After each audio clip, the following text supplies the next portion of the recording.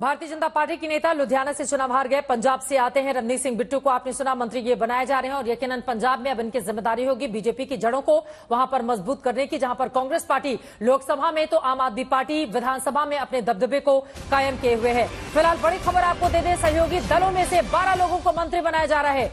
सहयोगी दलों के 12 सांसद मंत्री बनने के लिए जा रहे हैं, जिनमें से 2 हैं टीडीपी से राम मोहन नायडू और चंद्रशेखर पेम्मास्वामी, जबकि वहीं दूसरी तरफ जेडीयू के चेहरे ललन सिंह, रामनाथ ठाकुर, जिनको मंत्री बनाया जा रहा है।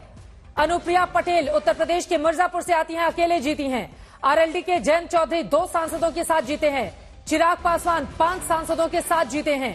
हाजीपुर से इस बार अपने पिता की सीट से चुनाव लड़ा था। आरपीआई से रामदास अठावले, हम से जीतन राम मांझी, आरपीआई से रामदास अठावले जो कि राज्यसभा के सांसद हैं, लेकिन उनको भी अहम जिम्मेदारी दी गई है कि तो सहयोगी दलों के 12 सांसद मंत्री बनेंगे, ये बात पहले से ही तय हो गई है। और अब यहां पर एनसीपी का इंतजार किया जा रहा है। आपको बता दें, अजित पवार खेमे में भी तय नहीं हो पा रहा है कि सुनील तटकरे को मंत्री बनाया जाएगा या फिर प्रफुल्ल पटेल को, क्योंकि दोनों के बीच खींचतान चल रही है। अशोक सिंघल हमारे साथ लगातार जुड़े हुए हैं। अशोक, बार बार अटल बिहारी वाजपेयी सरकार का उदाहरण देकर जो राजनीति के जानकार हैं वो ये कह रहे थे कि कम से कम 15 से लेकर 18 जो मंत्री हैं वो सहयोगी दलों के बनाए जाने होंगे। अशोक, मेरी आवाज मिल रही है क्या आपको? ऐसा लग रहा है अशोक तक आवाज जा नहीं रही है। अगर मेरी आवाज उस तक पहुंच रही हो, बार बार आपको बताते चले, राजनीतिक पंडितों की ओर से कहा जा रहा था कि 15 से 18 मंत्री बनाए जा सकते हैं, लेकिन अब तक सहयोगी दलों के 12 सांसद मंत्री बनेंगे। अशोक, और क्या जानकारी है इस बाबत? नहीं, देखिए, कोटे के हिसाब से, वहां के समीकरणों के हिसाब से ही सहयोगियों को प्रतिनिधित्व दिया गया है। और ये नहीं है कि पहली बार अब उसके बाद कभी कैबिनेट एक्सपेंशन नहीं होगा, आगे कभी होगा तो अकोमोडेट किया जा सकता है। जैसे प्रफुल्ल पटेल, एनसीपी की बात हो रही है कि एनसीपी से कोई मंत्री नहीं बनाया गया, तो क्योंकि वो कैबिनेट चाहते थे, उनको एमओएस दिया जा रहा था, तो ऐसे बहुत सारे इश्यूज हैं, तो बाद में ये सब चीजें सॉर्ट आउट की जा सकती है। लेकिन अभी 12 मंत्रियों को, 12 सांसदों को अकोमोडेट किया गया है सहयोगी दलों की तरफ से। तो ये पूरा बातचीत करने के बाद ही सहयोगियों के साथ तभी ये तय किया गया है। अपनी मर्जी से बीजेपी ने नहीं किया है, या प्रधानमंत्री ने नहीं किया है, क्योंकि सहयोगियों से लगातार अमित शाह, राजनाथ सिंह और नड्डा की बातचीत हो रही थी। टीडीपी के साथ, जेडीयू के साथ, और जो बाकी दल है, एनसीपी हो, शिवसेना हो, तमाम सहयोगी दलों से लगातार पिछले 3-4 दिनों से बातचीत हो रही थी। क्या क्या पोर्टफोलियो वो डिमांड कर रहे थे, क्या बीजेपी दे सकती है, कितने कैबिनेट मंत्री चाहिए टीडीपी को, कितने जेडीयू को चाहिए, एमओएस कितने, तमाम बातचीत करने के बाद ही, सहमति बनाने के बाद ही उन्होंने 12 मंत्री लेने का फैसला किया है मोदी सरकार में। उसके बाद अगर एनसीपी, जैसे एनसीपी का कंसर्न था कि कैबिनेट मिलना चाहिए, उनको कैबिनेट नहीं मिल रहा था, इसलिए एनसीपी का कोई भी मंत्री शामिल नहीं हो रहा है, तो कहीं ना कहीं ये बाद में भी बातचीत की जा सकती है। ऐसा सहयोगियों को लगता है कि अगर जब भी कभी एक्सपेंशन होगा, विस्तार किया जाएगा, तब अकोमोडेट किया जा सकता है। लेकिन अटल बिहारी वाजपेयी की अगर बात करें तो उस वक्त तो रक्षा मंत्री भी जॉर्ज फर्नांडिस हुआ करते थे, एनडीए कन्वीनर भी जॉर्ज फर्नांडिस थे।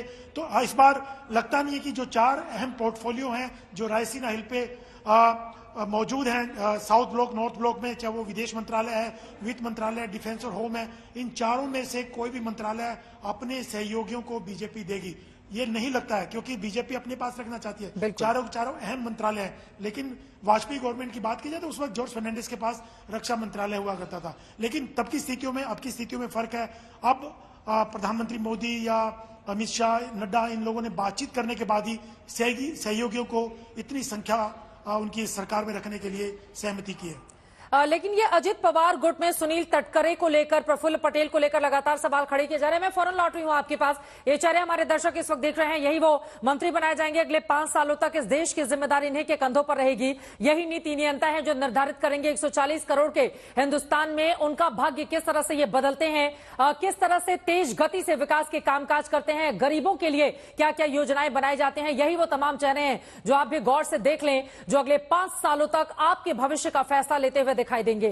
शिवराज सिंह चौहान हो, एचडी कुमारस्वामी हो, कर्नाटका से आते हैं अमित शाह, राजनाथ सिंह, ये तमाम वो चेहरे। लेकिन इन सब के बीच आपको बताते चले, उत्तराखंड में कमाल का प्रदर्शन फिर से दोहराया है भारतीय जनता पार्टी ने।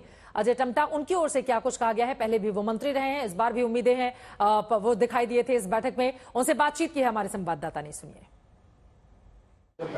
मुझे ये सौभाग्य मिल रहा है माननीय प्रधानमंत्री जी के साथ काम करने का। पहले भी एक बार अवसर मिला है, फिर दोबारा से मुझे अवसर मिला है।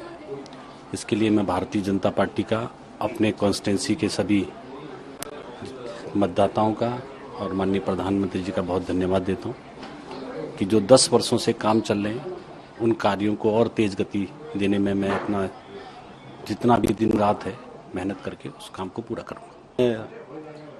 पहले भी मुझे पार्टी ने अवसर दिया है, स्टेट में मंत्री रह करके, विधायक रह करके, ऐसे बहुत सारे विभागों को काम करने का अवसर पहले भी मिला है और 2019 से पहले भी मुझे भारत सरकार में प्रधानमंत्री जी के साथ काम करने का अवसर मिला है।